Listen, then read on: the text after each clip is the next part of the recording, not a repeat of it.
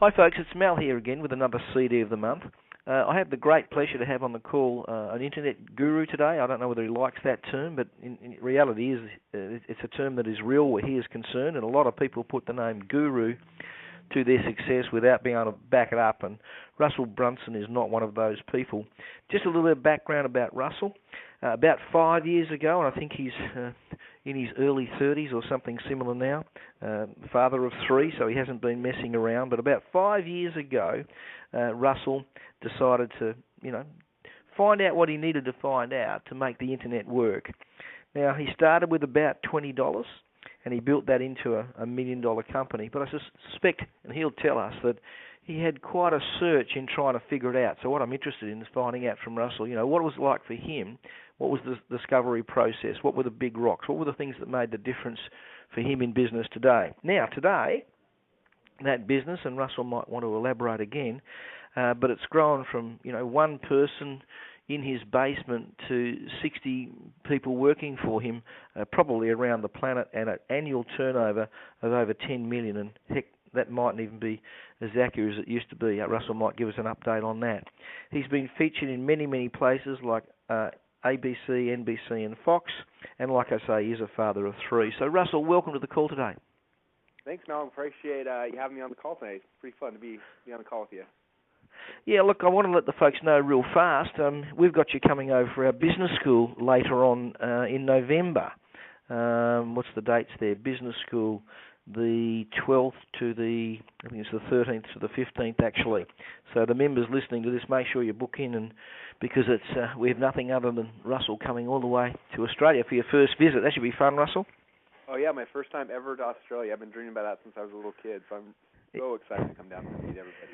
Well, you'll be bitten by the bug, I promise you. Mostly they do get bitten by that bug when they finally get here. I suppose you've spoken to a few of the guys up there and discovered what a great place it is to come to. Yeah, definitely. So, mate, tell us about your journey. How did you, how old are you now? Where are you living? What does your life look like on a daily basis, and how did you get started? Yeah, definitely. So, I got started, I'm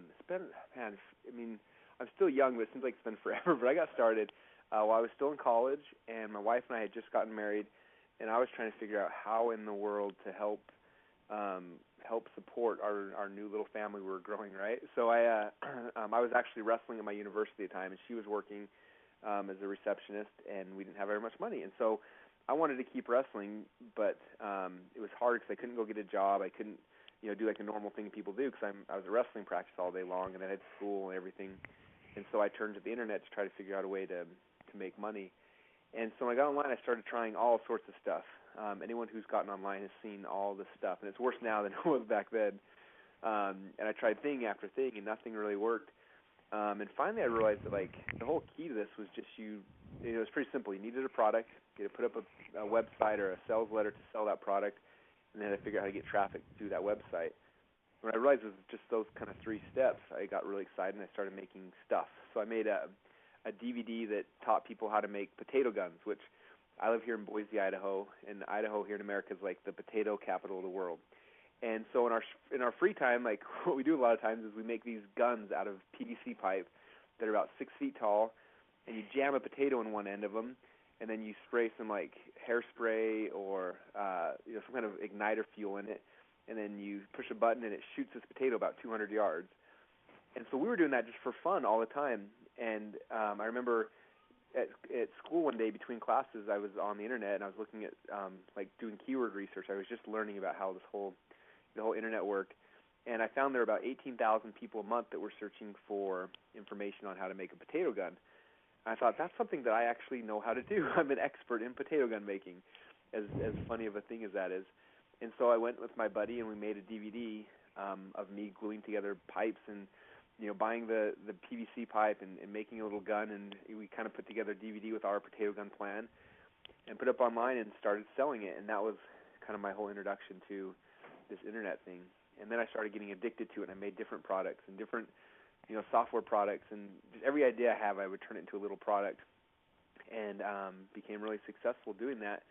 And that's kind of how I fell into this whole business. And kept doing that while I was going to school, and then I graduated from college and was trying to figure out what I wanted to do, and I decided I wanted to keep growing this as a business. And within a year of graduating from college, my new little company had made over $1 million in sales.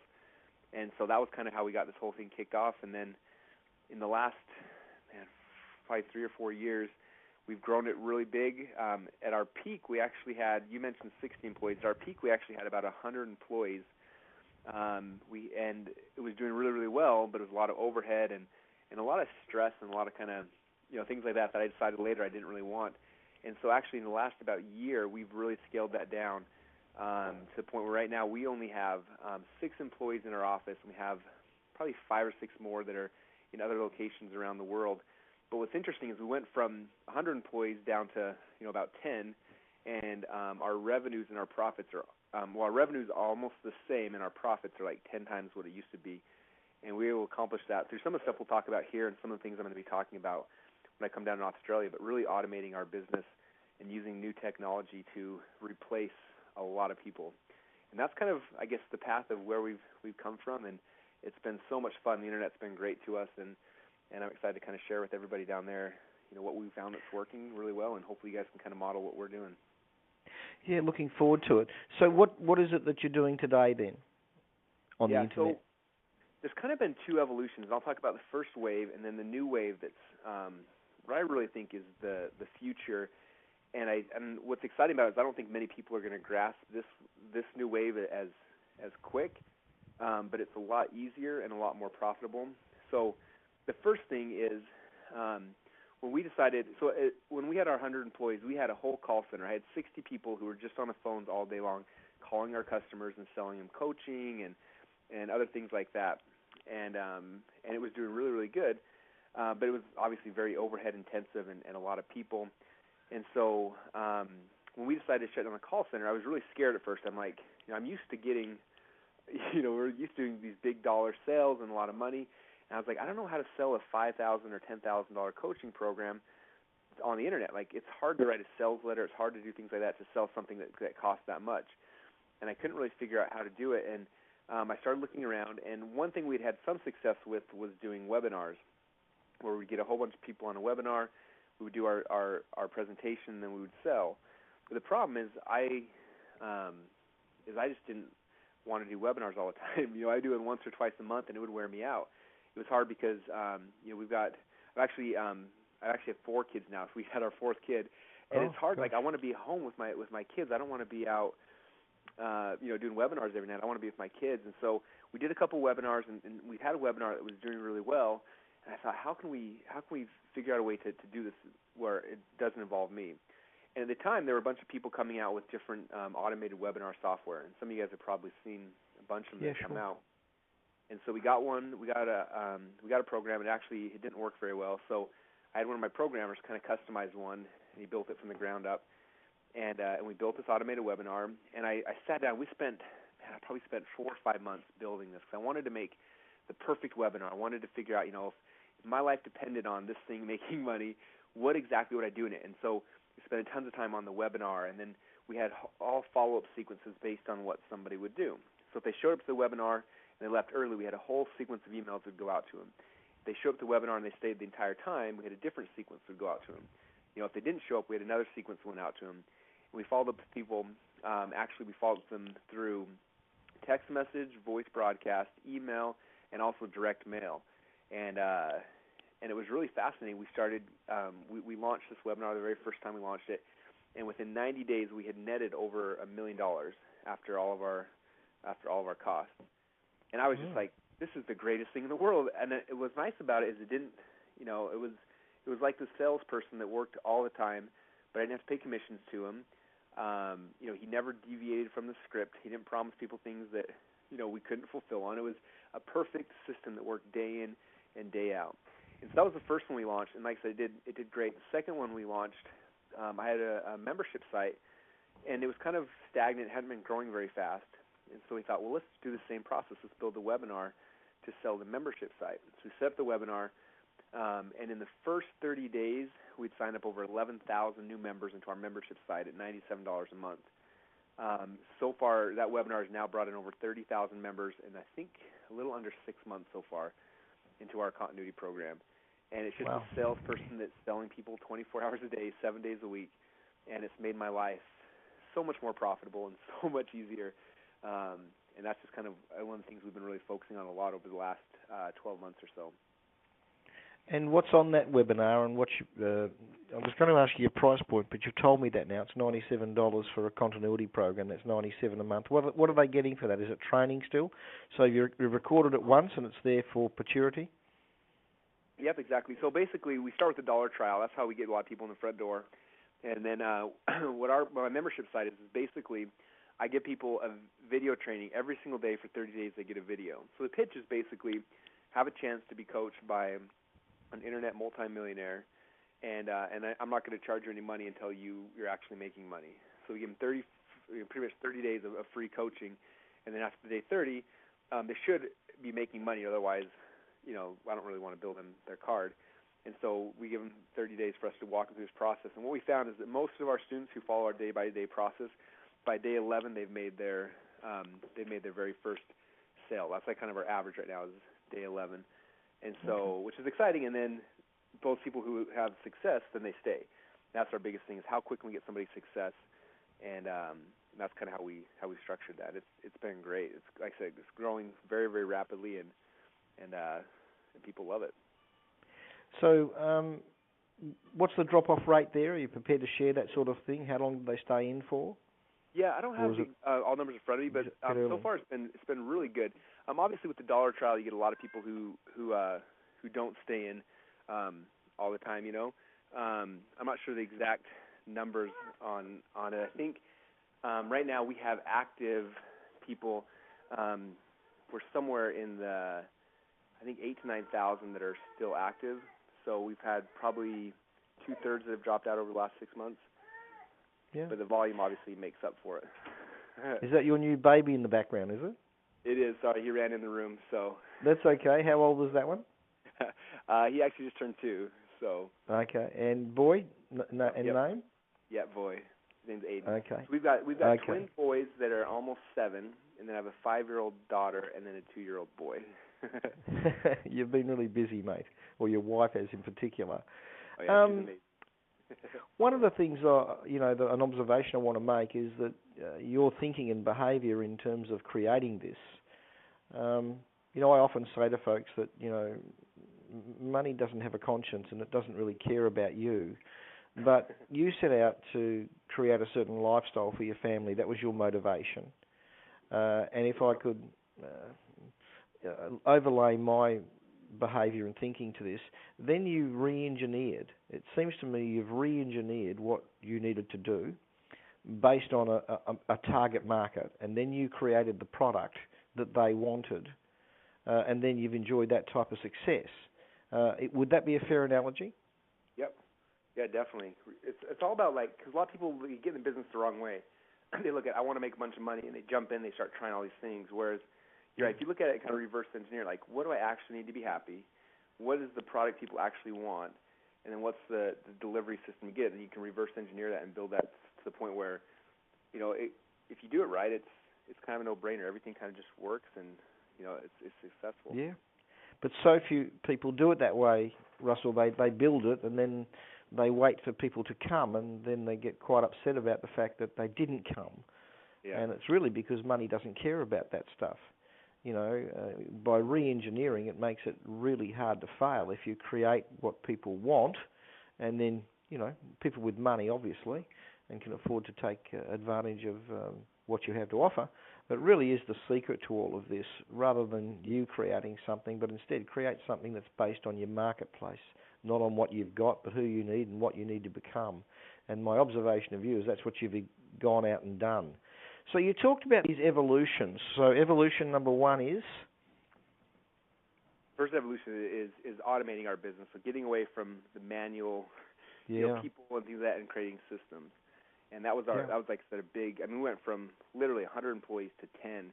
Well, my overhead at the time was crazy, like over $600,000 a month at our peak, and now we're closer to $100,000 a month. And it's just it's so much nicer when your when your overhead disappears like that. You can do a lot more things and a lot more flexible.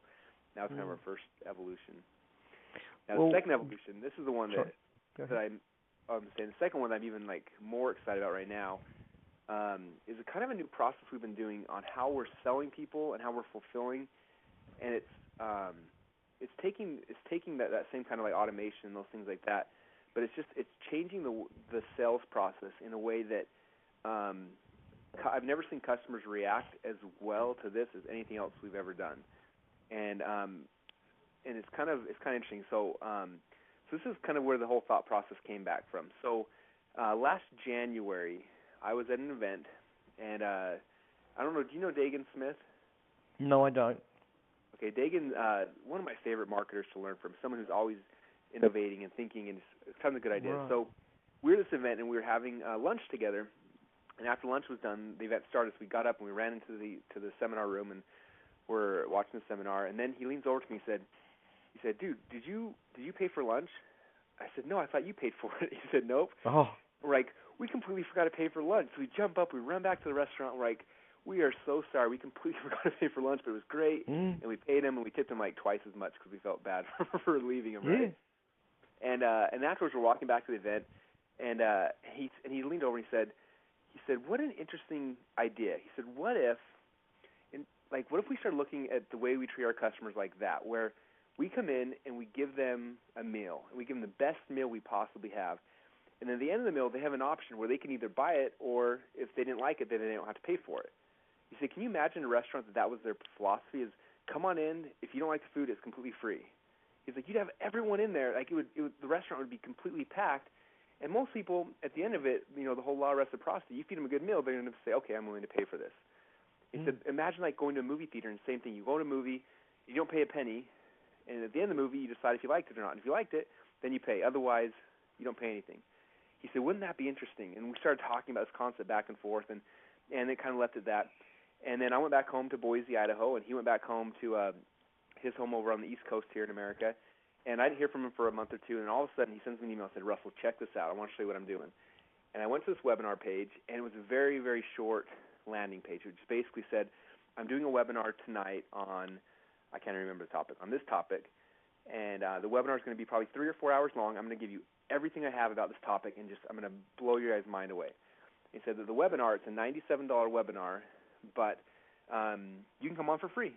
And at the end of the webinar, if you completely hate it or if you didn't get your value out of it, you don't have to pay me anything. But if you do like it, then I'll bill you $97 after the webinar. And, does that sound fair? And that was kind of the concept. Then you go to the page, and basically you put a credit card in, and he does not bill you, just holds it $0.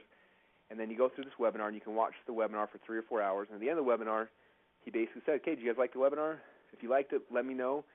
Or he said, "If you liked it, don't say anything, and we'll bill you the $97 tomorrow. If you didn't like it, email us, and we won't bill your credit card." And so he did this webinar, and I signed up for it. I watched the whole process, and it was just fascinating.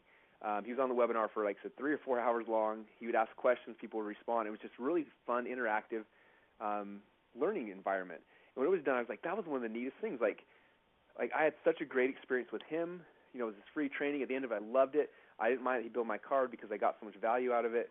And it was really, it was really good. So anyway, I called him the next day, and I said, "Just curious, like, what were your numbers on that? How did it all work out?"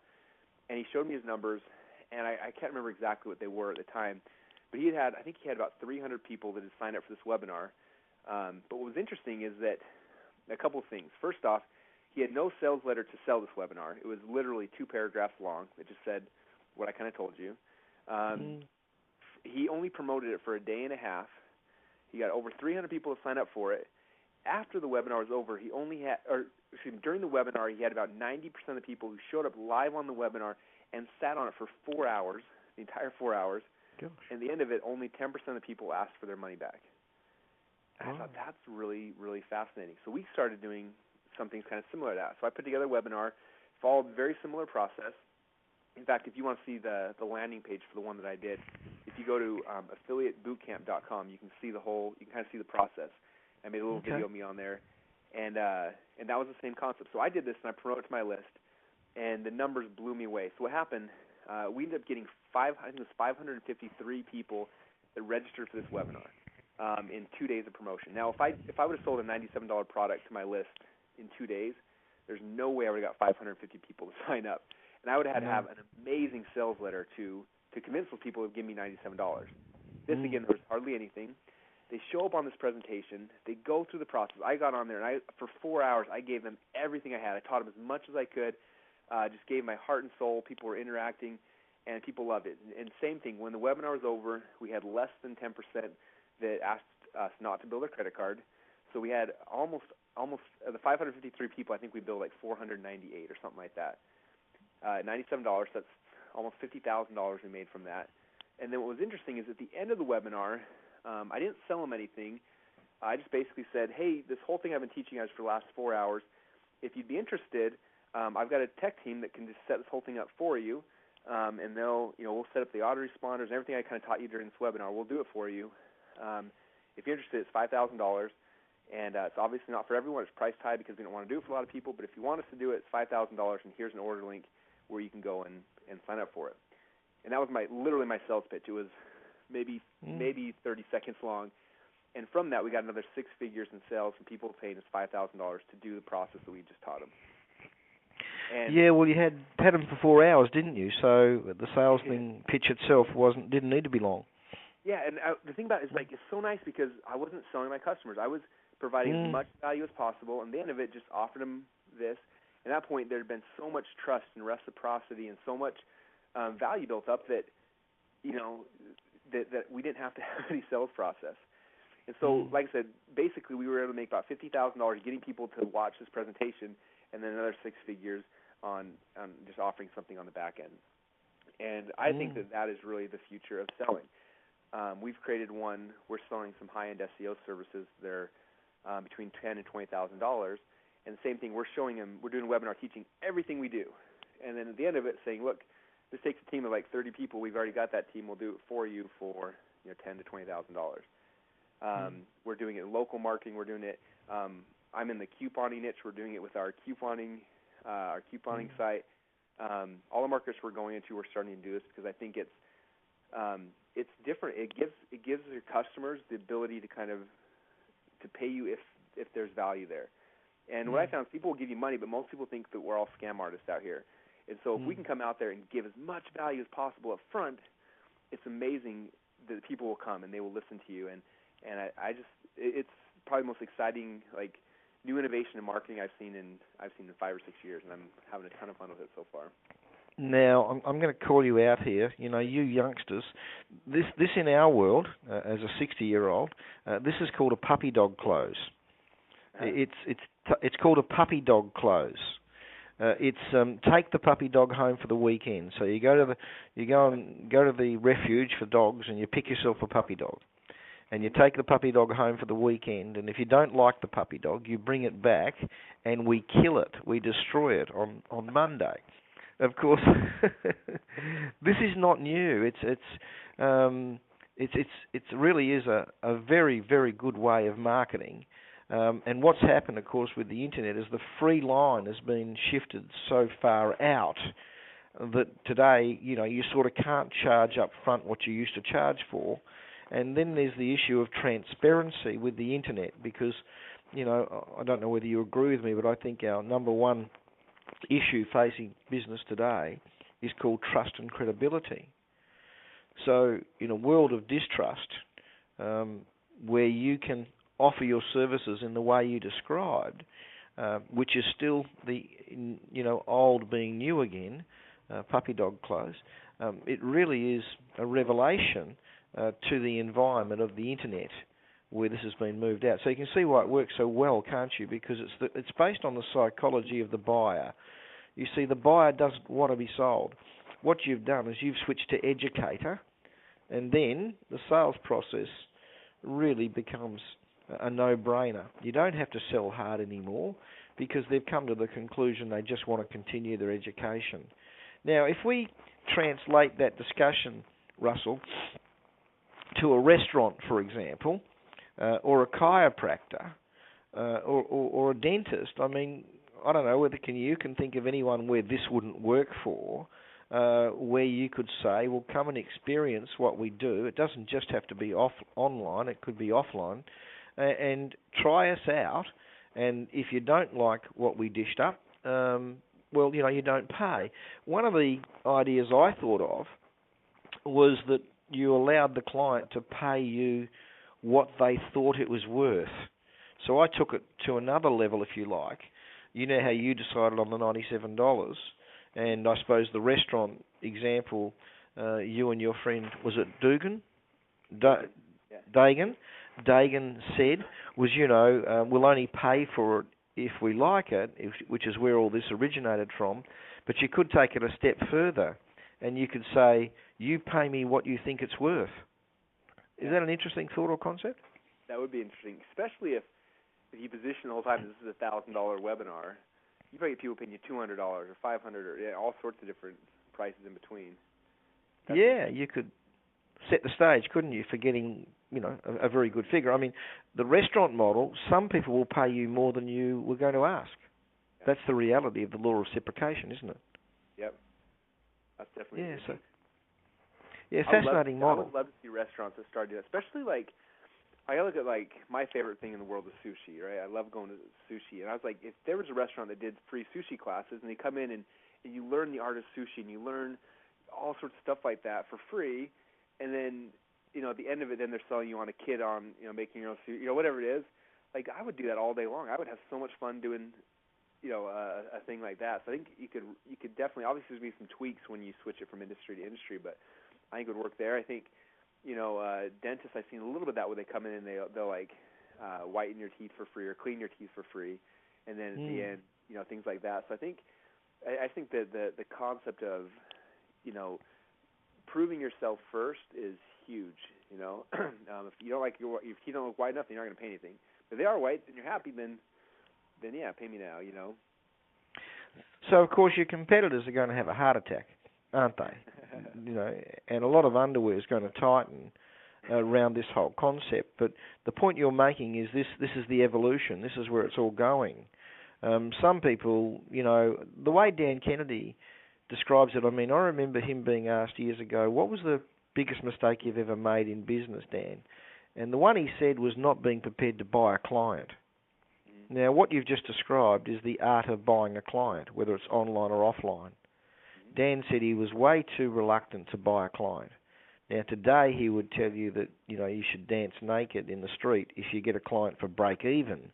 Why? Because the cost of getting them has tripled, and the results have halved in the last 15 or so years with all the noise and clutter out there in the marketplace that we have to contend with. And you even alluded to that yourself, Russell, when you said, the internet now is really full of stuff and scammers, and, how do you disseminate between the good guy and the bad guy, the genuine guy? Well, here's a great way to do it, isn't it? Come in, try it for free.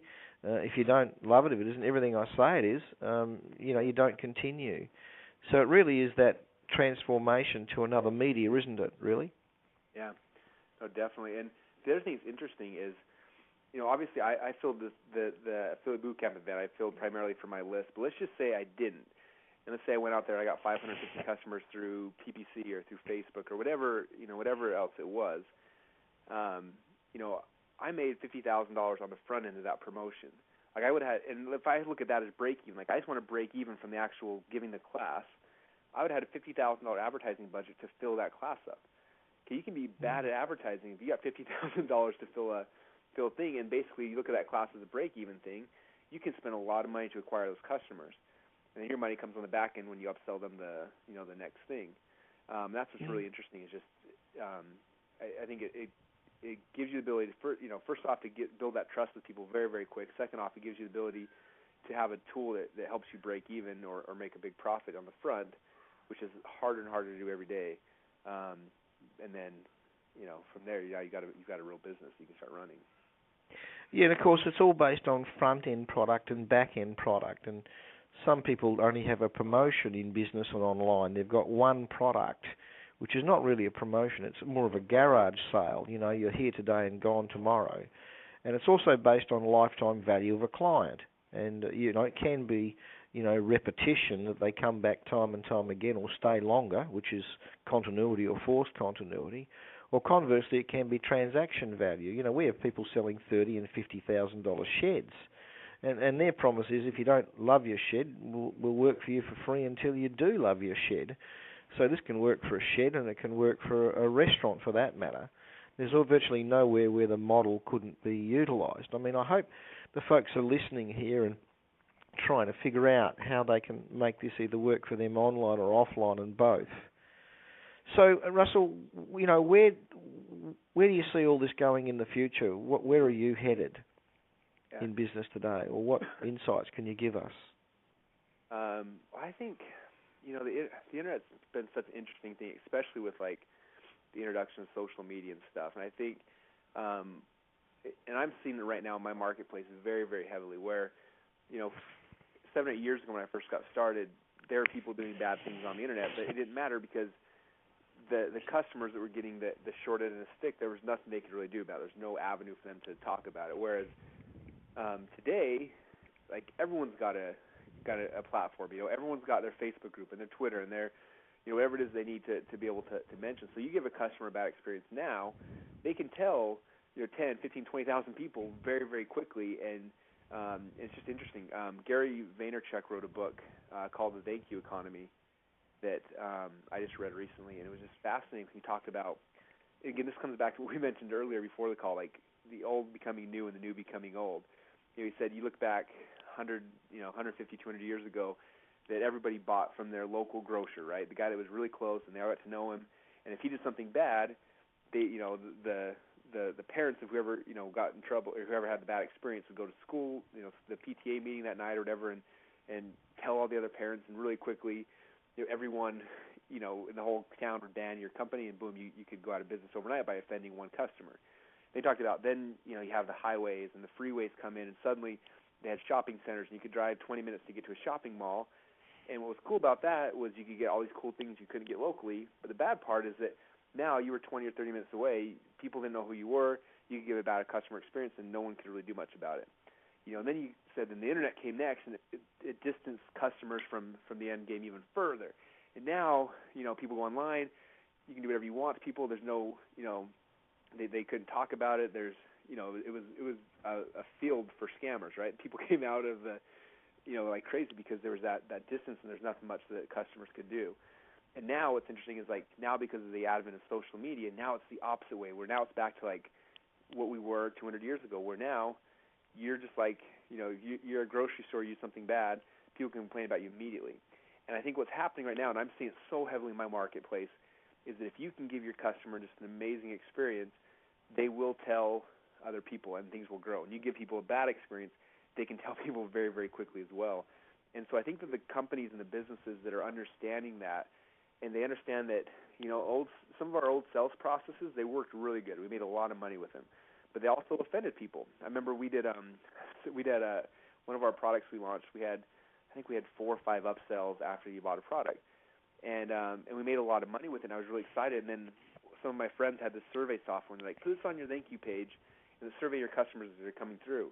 And I was shocked at how many customers were upset at me because we had all these upsells and downsells, and I was like, well, I didn't even think about that. Like, we're making money. It must have been a good thing. But we had a huge percentage of our customers who were upset by that. And if customers upset once or twice, they're not coming back, and you spent all that time and energy and everything acquiring them. You look at those, and so the models we've all used and lived by for so long, they work, and they'll probably continue to work to a level, but excuse me. Bless you. But the future is building out funnels and building out sales processes that build that experience to the customer, that bonds that person to where they like you more, they want to hear from you more, they want to share your message more. And that's the kind of experiences we need to be creating. And when you do that, that's when your businesses start exploding. And it's interesting. I see people in my marketplace right now who had huge businesses even 2 or 3 years ago that are struggling right now, and that's the biggest reason I think is they haven't transitioned to become better at serving their customers. And I think that's really, it's not the fancy technology, it's not things like that. It's how do we better serve our customers and make the buying experience better for them. I think that's where the future really is. Yeah, again, you've re-engineered. I mean, I remember one of your products where I did that upsell thing, and I can remember going, "Oh, what is next?" It just went on forever. As a marketer, I admired it, and I saw where you were going, and I bought from you. I can't recall, this is some years ago, but boy, oh boy, I didn't know when it was going to come to an end. It just kept on going on, and I can understand the aggravation. So all good effort on your part to come to the conclusion that although it made you money, it was your most valuable asset, your list of clients. It was ruining your reputation with them. So you've basically done away with it to that extent. So wise move. Russell, if you could list the things you've mastered in no particular order to be successful, both online and offline, as you've alluded to today, what would you say are the key things you've mastered? That's a good question. I would say probably the most important skill that someone can learn, because you use it in copywriting, use it in emails, use it in everything, is learning how to become a good storyteller. The better story you can tell, the more money you're going to make. Like, that's just one of those skills.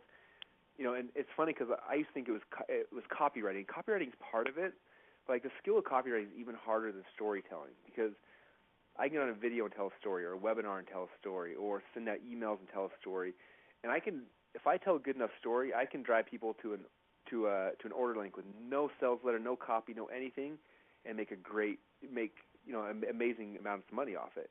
But it's because I've gotten good at telling stories through different medias that I use. I think storytelling is one of the best skills you can really learn and master. So that's probably the first one. I would say, from a business building standpoint, I think one of the other skills that's really necessary is team building. There's no one that I know that's really successful that doesn't have an amazing team of people around them that are doing all sorts of different things. I think learning how to understand, like, here's my skill set, here's what I'm really good at, and here's what I'm really, really bad at. And I like my company. Again, we had 100 employees. I kind of started doing this. I started, realizing what I was good at and what I was bad at, but I was trying to hire all these employees and all these people to do all these things for me. And my business looks like now is a lot different. What it looks like now is, instead of me hiring employees to, and paying people to do different things for me, I find people that are the best in the world at something. Like the team that does all of my SEO, I think they're the best team in the world. They've got us ranked for the most competitive keywords and the most competitive niches, and they do all the work 100% for free for me. I've never paid them a penny of salary money. But in every deal I come in and I make them partners with it. I say, look, you'll become a partner. This is the percentage you'll get if you'll do all this work for free for me. And they say yes, and they jump in, and boom, like we were about to launch a new supplement about 3 months ago, and we designed the supplement. We hired the chemist to build the recipes, and then we got the team to start building the actual supplement. And while we were waiting, we had about 3 months to wait before the first shipment was ready. So I called my SEO team up. I said, this is the niche. This is what we're making. And before the supplement was finished, we were on page number 1 for every competitive keyword that we could ever dream about. And it was because they were incentivized, because they were partners in this business. And as soon as it was live, we put the order button up, and boom, sales started just coming in, boom, boom, boom, because I had the right team, okay? And so for me, it's big right now. I just try to find the right people to partner with in all these things. I have someone who's really good at Facebook, and I've found them and partnered with them. I found somebody that's really good at PPC, and we partnered with them. And so we just try to go out there and build a team of the best people we can find at each thing. I know for me, I'm really good at building out an offer and training and teaching some of the things I really like to do. And so that's all I focus on. And then I've got people now who do all those other things. I think most people struggle in business because they think for whatever reason that they need to be good at all these different things, and that's what keeps them usually from growing and reaching the things they want, is because they want to hold it all so tight, whereas you give it away and you find people better than you, now you can grow, now you can scale a business. That's how we can be just as profitable, if not, or way more profitable, making just as much revenue now with 10 employees as we do with 100, is by finding the right team, getting the right people in place, and it's a lot more fun that way for sure. If I could just make a few comments about what you just said. Firstly, storytelling is another way to describe that is a segue. You know, there's the old saying, your copy's not too long, it's just too boring. And if you want to make your copy interesting, this is irrespective of whether you're in front of a room full of people or on the internet or writing a sales letter, it's great to tell stories, because stories, and this is an oldie, stories sell and facts only tell. You know, that's probably 100 years old, that statement, but it's as true today as it was, you know, 100 years ago. And the reason that is because there's a 100-year-old reptilian brain in all our heads. I mean, the reason you've got 4 kids is the 1,000-year-old reptilian brain in your head. It's it's the reason why I chase my beautiful wife around the coffee table every so often, and lucky for me, because she's a bit younger than me, she trips up and lets me catch her. You know, that is the 1,000-year-old reptilian brain in our head, and that's why stories will work, you know, that worked 100 years ago, are working now and will work 100 years from now when we're all dead and buried, so to speak. And it also is a component of marketing. And in marketing, it's called a segue. It's a segue into your whatever it is you're selling. Because let's face it, we all grew up loving stories, being read to in bed. My kids still relate some of the stories back to me, and they're 30, in their early 30s today, that I used to read them, like the Christmas stories I read to them every Christmas. They still remember those things to this day. So, we are sort of wired up to enjoy stories. Your issue of your team building thing, that's a terminology I use there, is that the task determines the team. So unless you determine what the task is, that's called beginning with the end in mind, you can never surround yourself with the right team. So first, figure out what you want to do, and then ask yourself, and you made a great point, Russell, you said you look for the best. That's very wise counsel, Russell, and I hope the folks are listening up. There's a lot of people who would, put their shingle on a door today and tell you and anyone else how good they are. But really, let's see the results. What are they capable of? And you've got to like your model of, those folks perform, and then you share part of a profit they never had with them. And frankly, you never had until they did it either. So it's a very much a win-win situation and very hard to lose. And then you alluded to offer, crafting great offers. And again, the marketplace buys the offer. You've got in your country, you invented them, mate, that miracle knife. Have you seen those ads, Russell? The miracle knife? Oh, yeah, they've been running since I was a little kid. Well, that's right. It's sold. I don't know how much worth of knives it's actually sold, but it's down to a fine art. And in the end, during the infomercial, at some point in time, they're constantly reminding you that these knives are guaranteed to be sharp for life, and they'll cut literally stone. And on top of that, their final pitch is, it's only $39.95, and if you order in the next 20 minutes with your credit card, or 15 minutes, we'll give you 2 sets of knives for the price of one, and you can gift it to a friend. Let's face it, one of the first things you've got to craft is your offer. So you made a great point there. So arguably, you've become a master of marketing and copywriting, haven't you, along the way, and the ability to do that. True? Yeah, definitely. Yeah, offer, it's funny because we've had campaigns we've built, like a webinar, for example, we built, and we run the whole thing, and for some reason, it doesn't make money. And I'm like, what? Everything's, the story was good, everything was perfect. What's going on? And I can't figure it out. And then we'll come back and we'll look at the offer, and we'll just tweak the offer just a little bit, and suddenly, boom, something that's the loser becomes a winner overnight. It's amazing how much the offer ties into things. And you get the offer right, everything else just makes sense. Everything else just magically works. It's weird how it all works. But that's such a big key of it. Is there anything you wanted to add, or would you like to tell us what we can expect at Business School from you? Because the good news is you're coming, and that's great news, and you're bringing your friend, is it John Jonas, is that right? Yeah, John Jonas. I'm still kind of, preparing. Obviously, we got another month or so. I'm still trying to prepare exactly. I know I wanted to get some really cutting-edge stuff, but but I also know that you got a lot of businesses that are offline and online, so I want to make sure we got something that's going to be very, very timely and very efficient for everyone. And so I know John. He actually he's an interesting person, and you guys will have a chance to meet him. And he's a really neat guy, but he's built his entire business around outsourcing, where he literally golfs every single day. He works on average like 15 minutes a day, and it's usually just checking his email to make sure all his outsourced workers are working. And he's built a huge multi-million-dollar business without doing any work at all. And his whole goal is like, how do I replace myself in everything I do? And he's going to show you guys how to build systems and how to replace everything you do so that you can step away. And it's been amazing. I've always heard people talk about, the 4-hour work week or the lifestyle, and he's the first person I've ever met who's living it every single day. And we've hung out with him and his wife, I think 4 times this year, and they're living it. They don't work ever, and he's making amazing amounts of money. So he'll be showing everyone how to systemize and how to do things like that. I'm going to be focusing a lot more probably on traffic, on also creating offers, building out, like the online stuff, some of the stuff we talked about tonight. And we just want to make sure it's something that's just really unique and exciting for everyone. So I'm excited to be out there. I think it's going to be an amazing trip, but also an amazing event, and I'm excited to finally have a chance to meet you, Mal, in person. It'll be fun. We've been talking for the last couple of years, so it'll be great to get to know you in person finally. Well, it's mutual.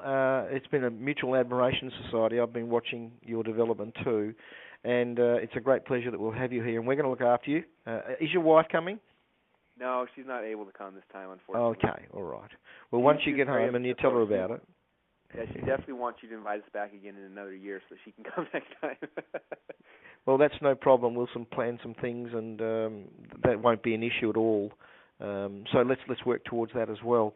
So look, thank you very much for what you've shared with us today. If they can't use what you've taught us and apply to their own online or offline business, frankly, they should fire themselves immediately because it was just fantastic. I can see all of that being utilised. It's such a great strategy to break down the barriers to business in a world of distrust, and that was just absolute gold. So I hope the folks go out there and implement it. So thanks again, and I'm looking forward to having you here for Business School on the Gold Coast. So thanks again, Russell. Yeah, thank you. I appreciate it.